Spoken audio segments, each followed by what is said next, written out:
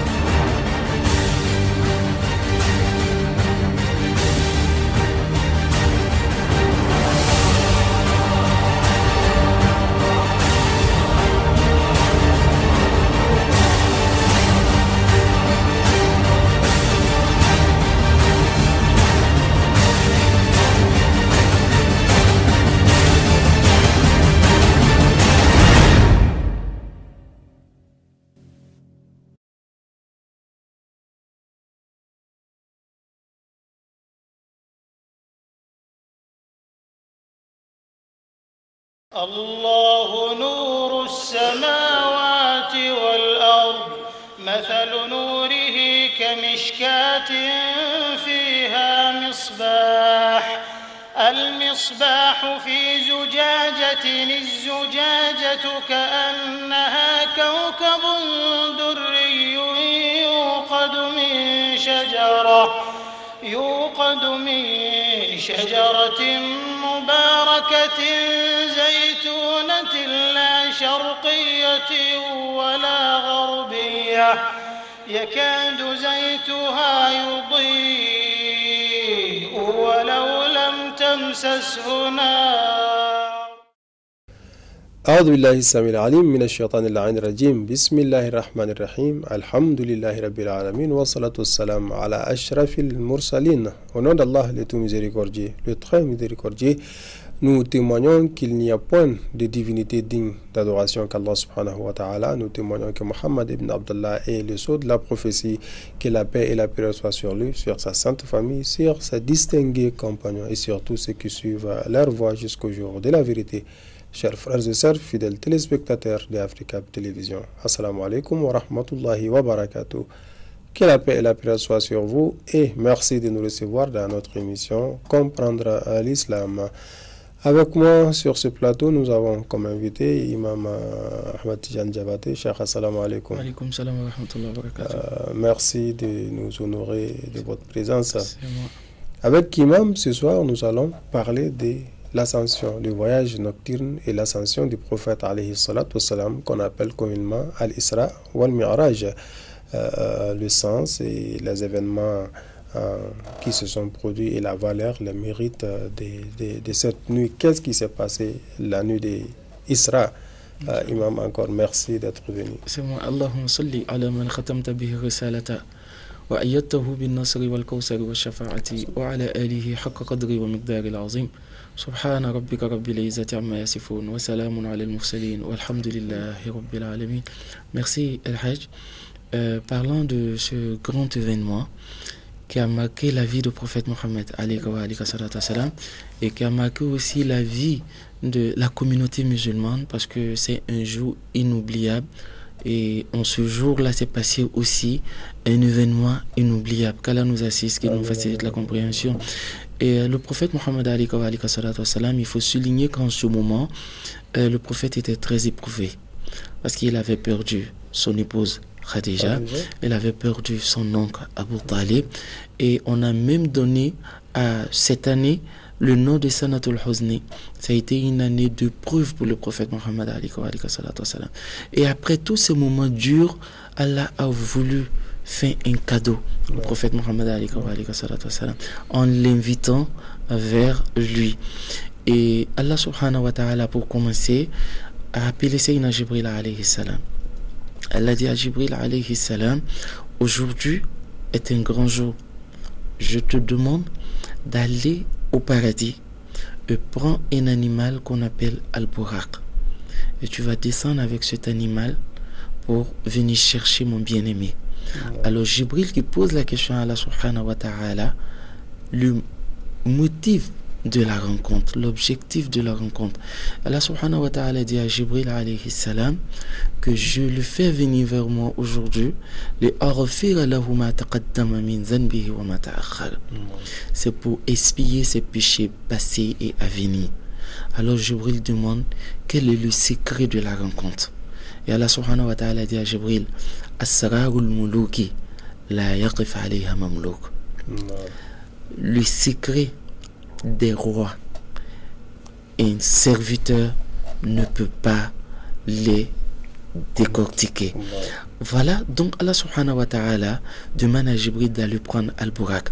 Et lorsque Jibril arrive au paradis pour chercher Al-Buraq, Buraq est un animal qui a la face d'un être humain et qui a des pattes d'un bœuf et qui a le cou d'un chameau, mais un animal extraordinaire, parce que cet animal, son pas se limite à la limite de sa vue. Lorsque l'animal regarde peut-être à 1000 km, il fait un pas à 1000 km.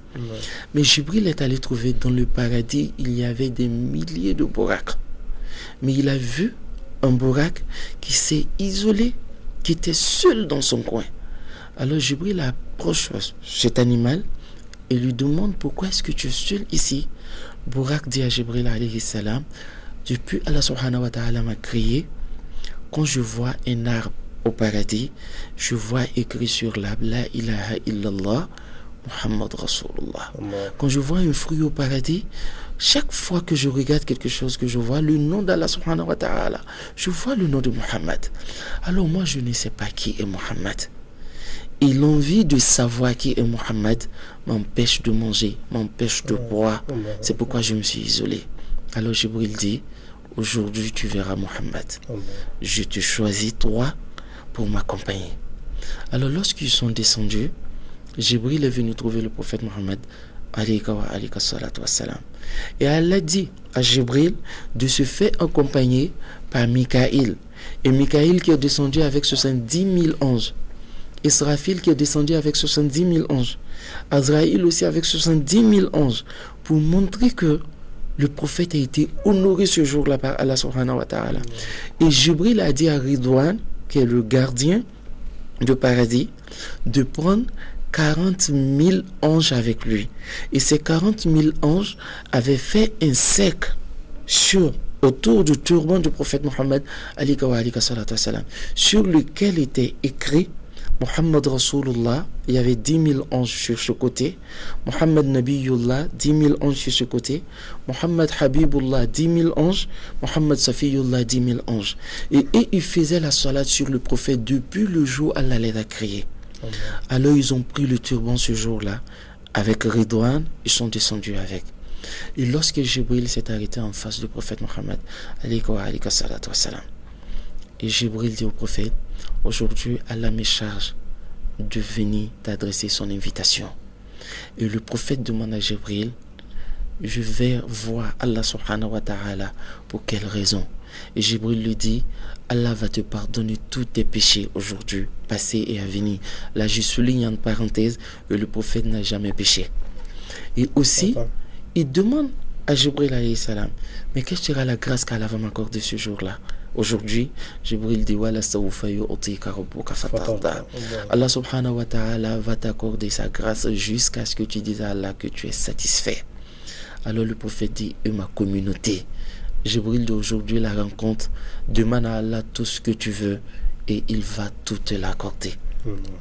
Alors le prophète Mohammed rapidement s'est levé et Jibril lui dit de faire les ablutions.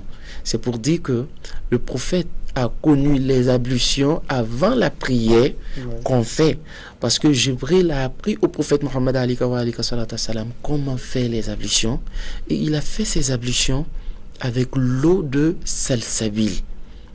Et lorsqu'il a fait ses ablutions, Ridwan a recueilli les ablutions, l'eau de l'ablution du prophète dans un récipient et il a redonné aux anges pour que les femmes du paradis lavent les faces avec l'eau de l'ablution du prophète Mohammed. Et c'est ce qui a donné encore plus d'éclat et de beauté aux femmes du paradis. Alors lorsque le prophète a pris son turban, les anges qui ont fait la salat sur le prophète autour du turban ont commencé à demander au prophète Mohammed de tourner tout simplement la face vers eux pour qu'ils regardent, ils voient la face du prophète Mohammed une seule fois dans leur existence. Alors le prophète a voulu monter sur l'animal, Al-Burak. L'animal s'est retiré. Il n'a pas voulu que le prophète le touche. Alors Jibril dit à l'animal de rester tranquille. L'animal dit non, cette main qui veut me toucher a touché le mont Safa et Marwa, qui étaient considérés en ce moment comme des idoles. Il dit donc cette main ne peut pas se poser sur moi. Jibril dit, connais-tu cette main? Al-Burak dit non, mais Jibril, n'oublie pas que Adam m'a touché. Jibril lui dit, celui-là vaut mieux que Adam. Il dit non, Jibril. Ibrahim aussi m'a touché. Il dit, il vaut mieux qu'Ibrahim. Moussa m'a touché. Il dit, il vaut mieux que Moussa. Burak dit non, la seule personne que je connais qui vaut mieux, qui est plus élevée que tout cela, est le prophète Mohammed. Alors Jibril dit, c'est bel et bien le prophète Mohammed. Et là, le prophète est monté sur Al-Burak et ils ont commencé le voyage nocturne. Allah dit, Subhanaman. سبحان الذي أسرى بعبده ليلا من المسجد الحرام إلى المسجد الأقصى الذي باركنا حوله. Alors lorsqu'ils ont commencé le voyage, ils ont fait un pas. Jibril dit au prophète Mohammed de descendre et d'exercer 2 rak'at là. Et il dit au prophète, là où tu viens de faire 2 rak'at, c'est ici que tu vas venir faire l'immigration. C'est l'endroit où lorsqu'ils vont te chasser de la Mecque, c'est ici que tu vas t'installer. C'est Médine. Et après, ils ont fait un autre pas. Jibril lui dit de descendre et de faire 2 rak'at. Il dit c'est cet endroit-là qu'on appelle Baytul Lahmi. C'est ici qu'est né Isa alayhi salam. Alors c'est le lieu de la naissance d'Isa alayhi salam. Le prophète a exercé 2 rak'at là aussi. Ça, entre parenthèses, pour dire que Isa a bénéficié de la lumière des 2 rak'at que le prophète devrait exercer à cet endroit. Et c'est ce qui explique aussi la puissance dont Allah subhanahu wa ta'ala lui a doté. Qu'Allah nous assiste. Et un autre pas, il est descendu, il a exercé 2 rak'at. Jibril lui dit, c'est ici que Sayyidina Moussa parlait à Allah subhanahu wa ta'ala, qu'on appelle Tour Sina. Alors rapidement, Elhaj, lorsqu'ils sont arrivés à l'entrée de la mosquée de Beit el-Maqdis, la mosquée de Jérusalem, Jibril dit au prophète d'accueillir une personne qui est venue vers le prophète avec un récipient rempli de lait, l'autre rempli de miel et l'autre rempli d'eau. Et là, le prophète a choisi le lait. Et lorsqu'il buvait, quand il veut arrêter de boire, Jibril lui dit, continue Muhammad. Il boit. Quand il veut arrêter, Jibril lui dit, continue. Après, il a dit à Jibril qu'il n'y a plus de place. Je ne peux plus, Jibril. Alors Jibril lui dit, mais si tu avais tout bu, aucune autre personne, c'est-à-dire aucune personne de ta communauté n'allait se retrouver en enfer. Alors le prophète demande à Jibril de lui redonner le lait. Jibril de refaire la clame, c'est le décret divin. Alors ça va se réaliser. Et là le prophète est rentré dans la mosquée de Beit el-Maqdis et la mosquée était vide. Et Jibril lui dit d'avancer un peu parce que le prophète entendait du bruit vers le mur de la mosquée. Alors, lorsqu'il avance, il va trouver que cet endroit était rempli de femmes. Alors, Jibril lui dit, ce sont des femmes du paradis. Elles se sont impatientées en disant qu'on ne peut pas attendre que le prophète monte vers nous. Nous allons descendre accueillir le prophète. Et c'est en ce moment que le prophète s'est retourné qu'il a vu que la mosquée était pleine. Elle était pleine des hommes. Et le prophète a vu, on lui disait, avance, avance. Et le prophète a commencé à avancer du dernier rang, ce qui explique qu'il est le dernier envoyé jusqu'à la place de l'imam. Alors, on faisait, c'est-à-dire on écartait les rangs pour que le prophète passe. On lui donnait le passage. Le passage. Et quand il est arrivé à la place de l'imam, on lui dit, Jibril lui dit, fais 2 rak'at. Ici se trouvent tous les prophètes d'Allah subhanahu wa ta'ala. 124 000 prophètes. Je vais dire 123 000 prophètes, plus le prophète lui-même, alayhi salam. Il a exercé 2 rak'at avec eux. Après la prière, Jibril lui dit, lève-toi et va saluer ce dernier. Et quand il allait vers lui, Jibril lui dit, c'est ton père Adam. Tu ne vas pas vers lui parce qu'il vaut mieux que toi, mais parce qu'il est ton père. Et il s'est levé, il allait saluer Nuh alayhi salam. Jibril lui dit, lui aussi il est ton père. Et il s'est levé, il allait saluer Ibrahim alayhi salam. Jibril lui dit, il est ton père et il est, tu es le résultat de sa bénédiction qu'il a fait. Alors Jibril dit au prophète Mohammed de rester sur place et tous les prophètes sont venus saluer le prophète Mohammed et ils ont demandé les bénédictions du prophète Mohammed et c'est après que le prophète est sorti de la mosquée. Et quand il est sorti de la mosquée, il a commencé maintenant son ascension vers les cieux. Et ils sont arrivés au premier ciel rapidement. Le prophète dit qu'il a croisé notre père Adam. Et de la terre au ciel, c'est la distance de 500 ans qui est entre le ciel et la terre. Et là, je précise que il y a des ulémas qui ont dit que le prophète a effectué ce voyage en rêve. Mais en réalité, il a effectué ce voyage dans la réalité. Ce n'était pas un rêve, mais c'était dans la réalité. Il a effectué avec sa chair. Qu'Allah nous assiste. Et il a croisé notre père Adam. Le prophète dit que Adam regardait son côté droit, il souriait, il regardait son côté gauche et il pleurait. Et le prophète lui a demandé la raison. Il a dit au prophète Mohammed, quand je regarde mon côté droit, je vois tous mes enfants au paradis, qui sont au paradis.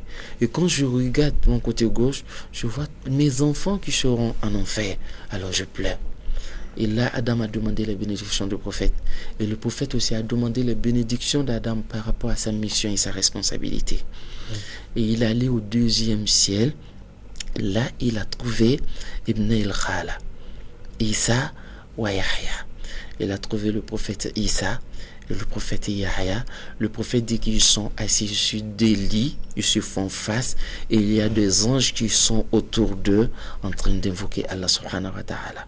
Le prophète a prié à cet endroit, et là, il a demandé leur bénédiction, et Isa aussi a demandé la bénédiction du prophète par rapport à son retour sur cette terre. Et le prophète est allé au 3e ciel, et chaque fois qu'il arrive, Jibril frappe, et on demande à Jibril, qui est-ce? Il dit Jibril. On lui demande, mais tu es avec qui? Il dit, envoyé d'Allah Muhammad. Et ces anges-là disent à Jibril, depuis que Allah a créé ce ciel, cette porte, Allah l'a fermée. Et il a dit, le jour que cette porte sera ouverte, elle sera ouverte pour le prophète Muhammad. Et là, le prophète dit qu'il a rencontré Al-Karim, Ibn al-Karim, Ibn al-Karim, Ibn al-Karim. Un prophète qui est le fils d'un prophète, qui est lui aussi le fils d'un prophète, qui est le fils d'un prophète. C'est-à-dire, il a croisé Youssouf, qui est le fils de Yaqub, qui est le fils d'Ishaq, qui est le fils d'Ibrahim, alayhimus salam. Alors, il a exercé 2 rak'at avec Youssouf, et il a fait des bénédictions. Et en ce moment, rapidement, comme on n'a pas assez de temps, Aïcha demande au prophète Mohammed, comment est-ce que tu as trouvé Youssouf? Et le prophète dit qu'il est d'une beauté extraordinaire. Aïcha demande au prophète, mais entre Youssouf et toi, qui est le plus beau? Le prophète dit, la lumière de la face de Youssouf vient du trône Al-Kursi. Mais la lumière de ma face vient de Arsh. Alors ça veut dire que la différence entre la lumière du prophète et celle de Youssouf, c'est comme la différence entre l'étoile et le soleil. Alors le prophète a continué. Il est arrivé au 4e ciel. Et de là, il a croisé le prophète Idriss alayhi salam. Alors, Idriss dit au prophète Muhammad alayhi salam, on me dit à moi que je suis entré au paradis, mais c'est là que se trouve ma place. Je suis dans le jardin du paradis, mais la porte du paradis ne sera ouverte que pour toi. Et là, il continue, il arrive au 5e ciel. Il a croisé le prophète Harun alayhi salam, qui est le frère de Moussa alayhi salam. Il continue au 6e ciel, il croise le prophète Moussa alayhi salam. Et Moussa regarde le prophète Mohammed, ses larmes ont coulé. Alors le prophète lui demande pourquoi. Il dit au prophète Mohammed alayhi salam, tu as été envoyé après moi, mais ta communauté entrera au paradis avant nous-mêmes les prophètes. Alors il continue, le 7e ciel, il croise le prophète Ibrahim alayhi salam. Et le prophète dit que ce vieillard me ressemble beaucoup, seulement la différence, il a des cheveux et des barbes blancs, et moi, je n'en ai pas. Alors il a serré le prophète contre lui et dit Marhaban bin Nabi Saleh wal Ibn Saleh. Il a prié pour le prophète et le prophète a demandé ses bénédictions et lui aussi a demandé les bénédictions du prophète. Ils ont continué à arriver à Sidratul Muntaha, la station de Jibril. Jibril s'est arrêté et le prophète a continué jusqu'à ce qu'il rencontre Allah subhanahu wa ta'ala. Et après la raison de leur rencontre, je précise qu'il n'est pas allé dans les cieux pour prendre la prière. Mais après leur rencontre, Allah a donné les 5 prières canoniques au prophète comme un cadeau pour sa Ummah. Et il se retourne, il croise Moussa alayhi salam. Moussa lui dit 50 prières est trop. Retourne pour que Allah diminue. Et Allah commence à diminuer des prières parce qu'il voulait revoir le prophète jusqu'à ce qu'il se limite à 5 prières canoniques. Et Moussa lui dit de se retourner. Et dit, Allah m'a fait tellement de grâce que j'ai honte encore de me présenter en face de lui. Et Allah dit, c'est 5 prières canoniques, mais elles ont la valeur de 50 prières exercées. Et le prophète est descendu sur terre et il est descendu vers la prière du Fajr. Et ça s'est passé, El Hajj, en moins de 30 minutes, pour ne pas exagérer, sinon j'allais dire moins.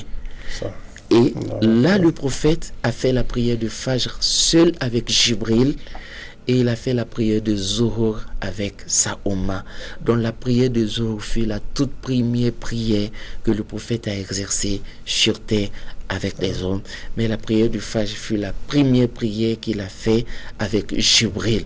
C'est pourquoi Allah nous dit wa Qur'an al-Fajr, inna Qur'an al-Fajr kana mashhouda. Allahu Akbar. C'est extraordinaire. C'est des événements que si on veut retracer, on a besoin d'une série d'émissions. Et évidemment, je pense qu'on va essayer d'avoir une série pour qu'on puisse parler des différentes étapes qu'il a fait et les événements qui se sont produits, parce qu'entre la Mecque et déjà Beit el-Muqaddas, il s'est passé beaucoup de choses dont on a fait l'économie, et quand on a fait l'économie de beaucoup de choses qui sont très importantes. Mais on arrive presque au terme du temps qui nous est imparti. Juste pour vous demander, quel enseignement tirer de ce voyage du prophète alayhi? Deux enseignements dans lesquels je trouve plusieurs enseignements. C'est l'amour d'Allah subhanahu wa ta'ala pour son prophète bien-aimé. Parce qu'Allah a dit à Moussa, lorsque tu veux me parler, tu te trouves au mont Sina, qui est sur la terre, et mais lorsque le prophète veut me parler, je le fais atteindre une dimension qu'aucune créature n'a pu atteindre. Donc ça, c'est le premier enseignement. Mais le deuxième enseignement, c'est la valeur de la prière. Pour dire que la prière a été donnée au prophète Mohammed dans un endroit où il n'y avait que Dieu et l'envoyé d'Allah.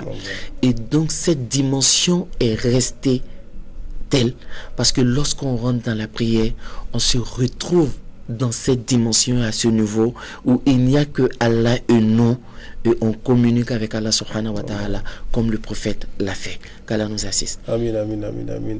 Et le prophète l'a dit à Salat, la prière c'est l'ascension du croyant. C'est qu'Allah a donné au prophète alayhi salatu wassalam. Quand il est allé le voir, alors le fidèle, le croyant, a ça dans la prière. Maintenant, ça dépend maintenant de la préparation spirituelle, n'est-ce pas, du croyant, et la pratique et la célébration qui va faire. Et merci encore, Imam, de nous donner cette opportunité. Et ce qu'il faut juste retenir, c'est que c'est arrivé après des moments difficiles, comme vous l'avez dit, et l'endurance est toujours payée par Allah subhanahu wa ta'ala. Quand on est endurant et qu'on accepte les épreuves d'Allah subhanahu wa ta'ala, il va nous donner ce qui est meilleur de ce qu'il nous a arraché. Qu'Allah subhanahu wa ta'ala fasse qu'on puisse supporter et surmonter les épreuves qu'il nous fait endurer, et qu'il ne nous fasse pas endurer des épreuves dont on ne peut pas supporter. Voilà, merci encore de votre disponibilité. Et voilà, fidèles téléspectateurs de Africa Télévision, ceci m'a fait à notre émission d'aujourd'hui. Je vous donne rendez-vous la semaine prochaine, Inch'Allah. Wassalamu alaikum wa rahmatullahi wa barakatuh.